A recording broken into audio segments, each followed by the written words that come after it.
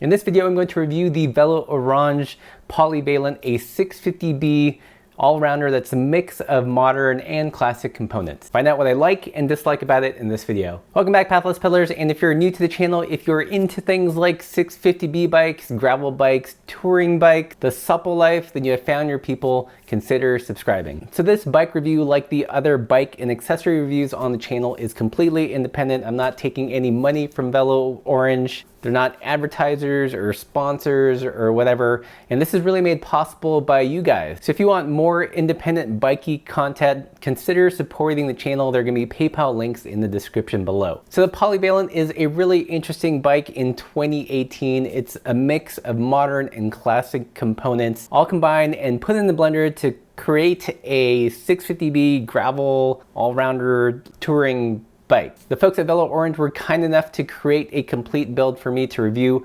because as of this video, they only sell frame sets. They do maybe hope to offer complete bikes to customers in the future, but right now, if you want this bike, you have to get the frame set and build it up. And that's probably why you don't see too many video reviews of it, because there's just added steps. But first, the facts. It's a steel bike, steel frame and fork. It's designed around either a 650B by 47mm tire or a 26-inch by 2.3-inch tire. No, 26-inch is not dead. The frame and fork has all the little nubbins and attachment points that you could ask for and more. It's got braze-ons for a rear rack and rear fender, all the bottom mount cages, and on the fork, it's got 3-pack mounts. Some of the mounts are positioned so you can also run lowriders.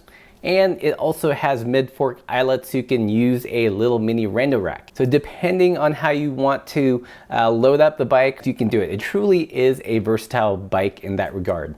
The bike takes disc brakes, and another interesting notable feature I would say is that it's got a quill stem. Yes, in 2018 you can still buy bikes, brand new bikes that use a quill stem. More on that later. So let's talk about the components a little bit. The controls are 105 drifters. The tires are 650B by 47mm WTB byways, so slightly chunkier version of the smooth tread Horizons. The stem is a Velo-Orange quill stem with a Velo-Orange bell attached to it. Velo-Orange seat post. I put on my own Brooks Cambium saddle. And the drivetrain is a really interesting mix of kind of retro modern components. So although it is 11-speed shifting, it's paired up nicely with the Velo-Orange wide range double, which I believe is a 40/28. You lose a little bit on the high end, but you gain a ton in the low end, which is perfect for touring or going up super steep grades. One last thing, the bike with a saddle, pedals, and a rando rack. In this particular build, on my scales, weighed in about 28 pounds. So not a lightweight bike,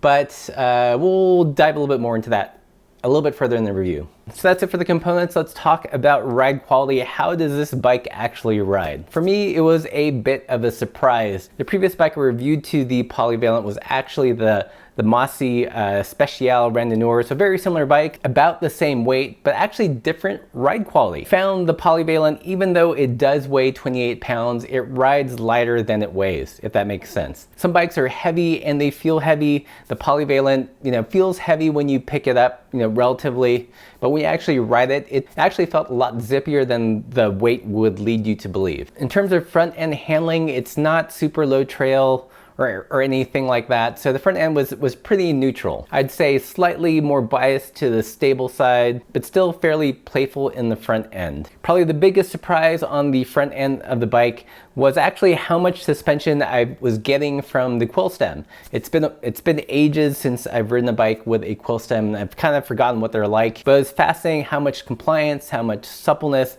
that really added to the ride. Compared to the Mossy, which had similar tires, slightly different geometry, I could definitely feel the quill stem give. So in addition from getting some suspension from the tire, the head tube and the quill stem also work together to smooth out that front end ride. In terms of the rear end of the bike, I would say it's a little bit more responsive than something like a long haul trucker, but it's definitely not a racy rear end per se, but it did feel kind of lively. I think standing up and climbing, I was getting the slightest bit of planing. Again, the tubes aren't overly sophisticated on this bike. They're not, necessarily super lightweight or anything like that, but compared to the Mossy, it did generally feel more lively and more supple. In testing the bike, I also rode with the bike with a front load, as I would if I were touring, so 2 small lowrider panniers and a rando bag, and it handled really well. Although it doesn't necessarily have a front end handling specific trail geometry or anything like that, for me the front end wasn't wobbling when I had weight,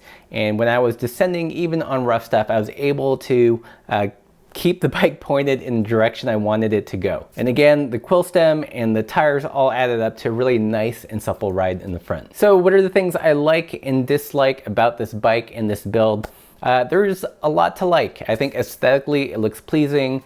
In terms of functionality, I love how you can run, you know, the more modern 3-pack mounts, but also lowrider mounts and also a rando rack. So all the different ways you can put stuff on your bike, the Polyvalent will do. One of my biggest likes is actually the handling. It rode fairly neutral, but still felt kind of springy, and the front end was a bit of a surprise in terms of, again, the suppleness from the quill and the tires. I think I'd love to actually swap out the wheel set for a 26-inch wheel set and try it out with 26 by 2.3 tires to see how much more suspension the tires would give, but also to kind of test its chops on rougher terrain. So those are the things I like. What are the things I dislike? First big dislike is, you know, the weight. I try not to let it get in my way, but it is, in this complete build, you know, kind of a relatively heavier bike at 28 pounds. But again, it's a light 28 pounds, if that makes sense. So the weight is a downside for me, but somehow manages to pull it off where it feels lighter than it actually weighs. And I think one reason this is because it actually uses an appropriate gearing for the bike. You know, unlike the Mossy, which, you know, weighed the same, and but it had a compact road double, so not quite low enough gears that I wanted for that kind of bike. Whereas in the Polyvalent, 28 pounds, but it's got a wide range double. Taking it up some of the off-road climbs here in the area, never really had a problem because I had that low end. So maybe it's just this mix of heavy bike and appropriate gearing instead of, you know, jamming a compact road double on a touring bike. Another dislike or con for some is that at the moment, as we speak, it's only available as a frame set. So if you want this bike, you either have to be enough of a bike nerd that you can build it yourself or work with a bike shop. So all these kind of different barriers to experiencing this bike. Hopefully someday in the future, you will be able to buy a Velo-Orange you know, turnkey like you would any other bike. And that's really it for cons. I think overall I was pleasantly surprised with this bike. It's actually the first Velo-Orange complete bike I've ever ridden, and I like it. I think it's a cool mix of modern components in terms of the disc brakes and all the mounting options, but also some interesting retro touches that actually add to the ride feel of the bike. I'd completely written off quill stems as a thing of the past, but after having ridden this bike, it's like, you know, maybe there is something to that older technology. It's funny now, we see modern bikes that are built around stiff bottom brackets and stiff frames, and they're jamming in these supple, weird suspension things. When this bike, you know, has that suppleness, has that compliance built in already. Who is this bike for? I think if you want to get into randonneuring and don't have the cash for a custom bike or the time to find a old Rene Urs in someone's barn, then this is a great bike. I think it's awesome for bike commuting. If you're touring and they're looking for a different option, this also makes a great bike for that. I think the bike is fairly comparable to the Space Horse. I think maybe a little bit more interesting for me than the Space Horse. Definitely a lot more lively than the Long Haul Trucker and even the Mossy Special Randonneur. So yeah, it's a good bike. It's not like blow your brains, you know, amazing custom bikeness, but in terms of an affordable bike that's super functional and looks good, you know, I think it's pretty awesome. I think this bike makes a great all-rounder for casual gravel riding. Maybe a little bit too heavy for a full-on gravel race event. Although if you're a strong rider, you know, if you're Ted King, you could probably kick anybody's butt on this bike anyways. So that's it for this review. Let me know if you guys have any questions about the Velo-Orange Polyvalent. Are there any of you out there that are riding other Velo-Orange frames? I'm really curious to hear what you guys think. Do you guys like your bikes? And again, this is a independent bike review, and if you want to see more of these, consider supporting the channel. You can buy cool merch like this or just contribute directly via the PayPal link. And until next time, keep the supple side down.